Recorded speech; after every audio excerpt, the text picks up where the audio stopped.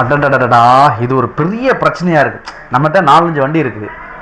எப்போ பாலிசி முடியுது, எப்போ இன்சூரன்ஸ் போடணுங்கிறது தெரியல. நம்ம எப்படி தான் ஞாபகம் வச்சுக்கிறது அப்படிங்கிற ஒரு கவலை இருக்கா? அந்த கவலையை கட்டாயமாக விடுங்க.